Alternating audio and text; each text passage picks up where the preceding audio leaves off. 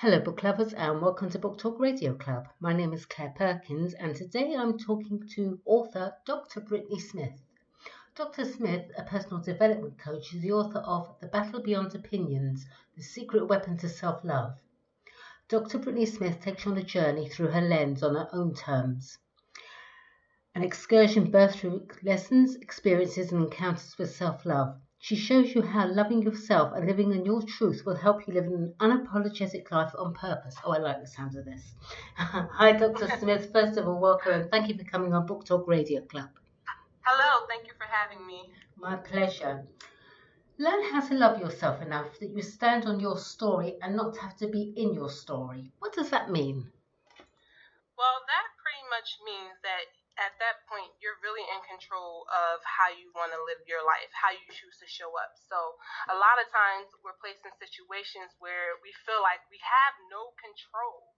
But when you begin to pour into yourself and you begin to engage in that self-development, then you begin to realize that you're able to control this situation no matter how messy the situation is. So that's really all about you taking control and not allowing your past experiences to dictate how you're going to live out your future and how you're going to live now. Yeah. So that's what that's all about. Yeah, absolutely, because it's so easy. I mean, so many people live in the past, don't they? And they do everything judged on the past experiences. It's easy to do. I'm not condemning them, but it's not a good idea, to say the least. Absolutely. You say before you can improve in any area of your life, it is important to practice self-love. How does one practice self-love? I mean, how do you practice self-love? And do you have to do it every day? Well, there's a difference. Everyone practices self-love differently, but a few ways for you to practice self-love is like using affirmations. For some people, it may just be learning how to say no sometimes. For me, I know in my situation, I was the person who always said yes, yes, yes. And I had a really hard time telling people no when, I already had enough on my plate. I really just couldn't take it on, like the task. So just really learning how to say no, not overwhelming yourself, setting boundaries. So it really looks different for everyone. But those are a few ways that people can learn how to practice self-love. And as for me, I use my daily affirmations. I practice saying no. So, I practice setting my boundaries. So that's very important. So those just are a few ways to practice that. And yes, you have to do it every day because repetition then becomes practice, and practice makes perfect. You want it to become second nature. So if you're doing it on a daily basis, you don't have to worry about, having a really tough time trying to really get it down pat, because if you're doing it every day, it becomes second nature to you. So Absolutely. It is important. Yeah, I couldn't agree more. I'm not even aware that I do the affirmations, but they're kind of going on in the back of my head the whole time. Yes.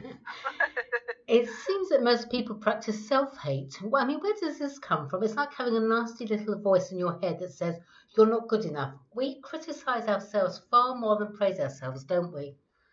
Yeah, we really do. I don't really think it's so much of the self-hate. I just say that it's really negligence. So we know we have this burning issue that we need to address, but we won't address it because it takes work. And that's all a part of practicing self-love. So a lot of people don't practice it because it takes that hard work. It takes you having to be consistent, having to be uncomfortable, and people don't want to do that. So, it's that negligence of, you have an issue, but you don't want to address it. And it just so happens that it takes for certain things to happen in people's lives for them to want to address the situation, and it shouldn't have to get that far. Absolutely. So, how uncomfortable do you have to be to actually do something about it? Yeah, uncomfortable. I mean, even if it makes you a little uncomfortable, it's that little new shift that you need to push you over the edge. Absolutely. Self-worth. Here's another area where so many of us suffer. We determine our worth by not speaking up for ourselves. But why don't we speak up for ourselves? What are we so scared of? I am actually a firm believer that it's not so much of, because I've had issues of, not being able to speak up for myself because I was afraid of what people would think and what they would say and how they would feel after. But I believe that it's not necessarily the fear of doing the actual thing that people want to do. I believe that the fear comes from the outcome of that particular situation. Yes. So I actually like to use the example of a college student going to take an SAT so that they can get into a university of their choice. Well, the thing is, that person is not actually scared to take the SAT test, right? They're afraid of the outcome of that test, because that test, that score, whether it's a high score or low score, is going to determine whether or not they get into the university or college of their choice. So they're afraid because they're like, oh my God, my life is depending on this. I have to get in this school, right? Yeah, So exactly. yeah, it all comes down to, actually the outcome is what they're afraid of. They're afraid of the unknown. Yes. So that's my firm belief. That's my belief. Yeah, you're right, actually. You're absolutely right. So tell me about the love of oneself being shaped through two encounters, and maybe you can give me an example, please. Okay, so I talk about this in my book a lot. I really do believe that the two encounters are lessons and experiences. My belief is that you truly cannot have a true experience if you haven't taken a lesson from that experience you were supposed to take. And I can use for an example, if I'm placed in a room with chairs and tables and I have a blindfold on with my eyes closed. Well, if I'm trying to figure out how to get out of that room, and I'm just doing this real quick to kind of give you a visual. I like to give visuals. If I'm so people can understand. So if I'm like trying to get out of that room and I have a blindfold on and I can't see anything, my eyes are closed, I'm gonna keep hitting the same walls, the same furniture, the same tables until I can figure out over and over again how to get out of that situation. Where how many times should I step left or step right? Should I walk straight so that I can figure out where the knob is so I can open that door? And it happens, so you keep hitting the wall or that object and you then have a bruise on your head, and it's like, oh my God, I have to learn from this. I gotta get it down. So you understand that it's time to take off the blindfold if you want to get out of that room. Yeah. Take it off, open your eyes, and it's so much easier when you learn that lesson, because then you can take it and apply it to different experiences and situations in your life, and it just makes your life so much better. You're able to grow from that. So I think that's important. Yeah, absolutely. Well, thank you. The first self-help book that I read was You Can Heal Your Life by the remarkable and much missed Louise Hay. I always remember that one of the chapters included the word should, or the should word. She said we literally should all over ourselves. She went on to explain that when we use the word should, we're not allowing for choice. Should put so much pressure on us, doesn't it? I mean, we listen to people saying we should do that, we should do this, and when we change it to I could do that, it makes such a huge difference. Another part of self-love. I definitely agree. That should is that nasty little voice that just confuses you, and it just places you in confusion, and it really makes you hard to make a decision. So that's why that self-love piece is very important, because you'll be confused, but then you'll be able to make a sound reasoning decision at that point. Yeah, absolutely. And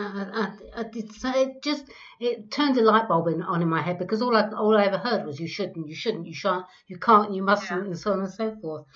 Isn't it strange that we're taught to put others before ourselves? I mean, that's not self-love, and yet there are a lot of people that still believe that putting oneself first is selfish. Yeah, I think it is really strange. I mean, when we're younger, we're taught that we're supposed to allow others to go before us, right? It's called the manners, we call it, and I think it is really strange, because as you grow up, you tend to understand that, wow, there are some things that we taught we need to unlearn. There are some rules that we have in society that we need to break, because it's going to allow us to break that cycle. Exactly. So I think it is strange and very interesting.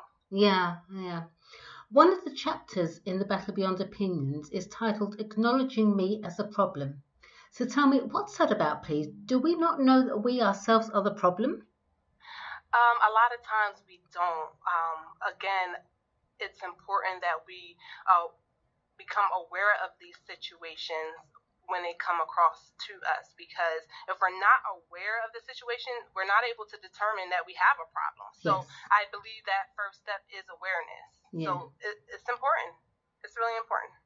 So that acknowledging me as a problem, it actually puts me in a place where I didn't know that I had that problem. I knew that there are these terrible things were happening to me, but I just wasn't sure how to move forward because I didn't see it as a problem until it just got so bad, and I was like, I can't do it anymore.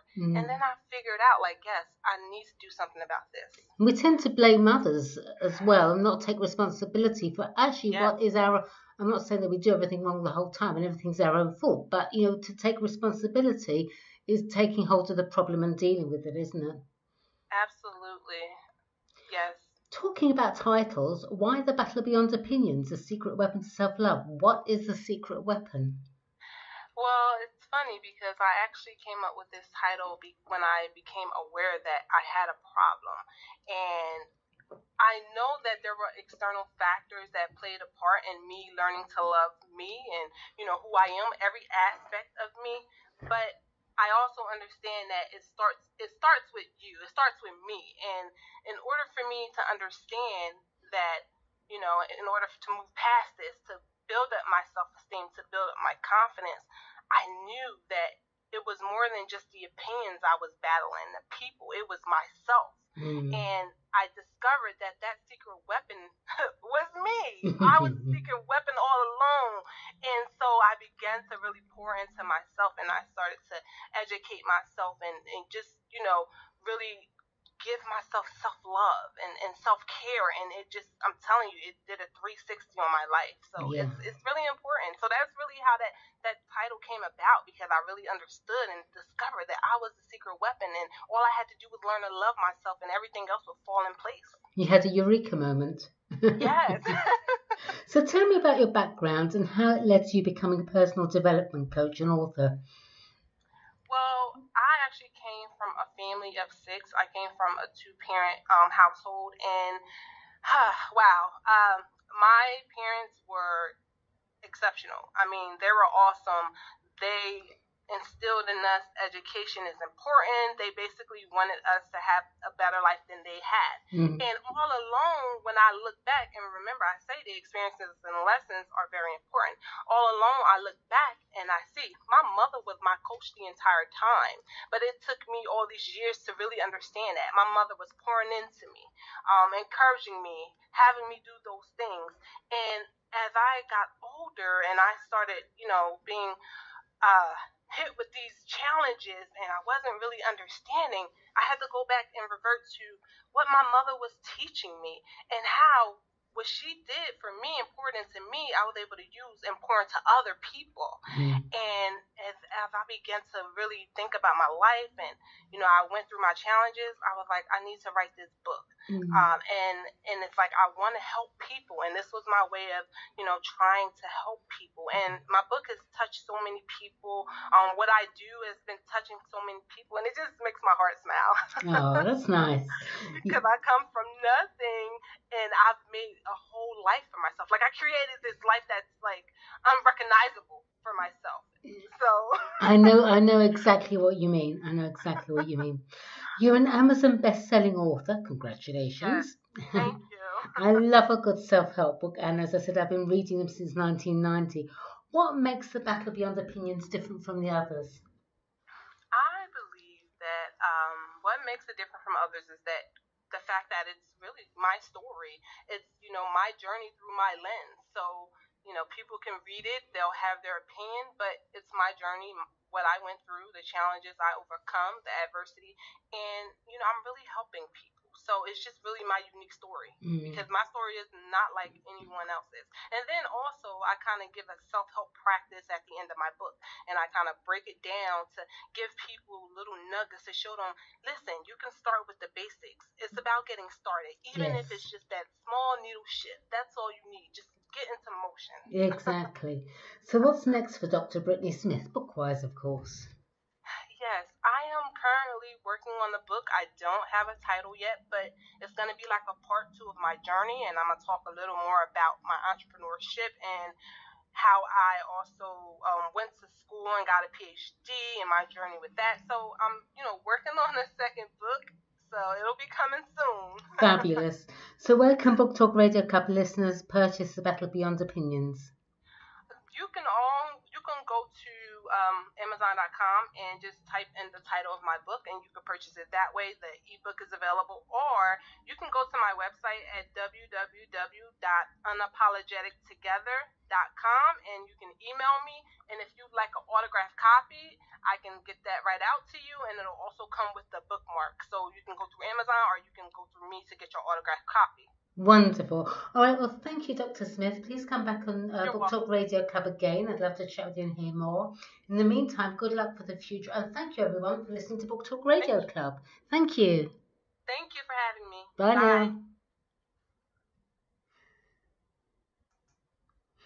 There we go.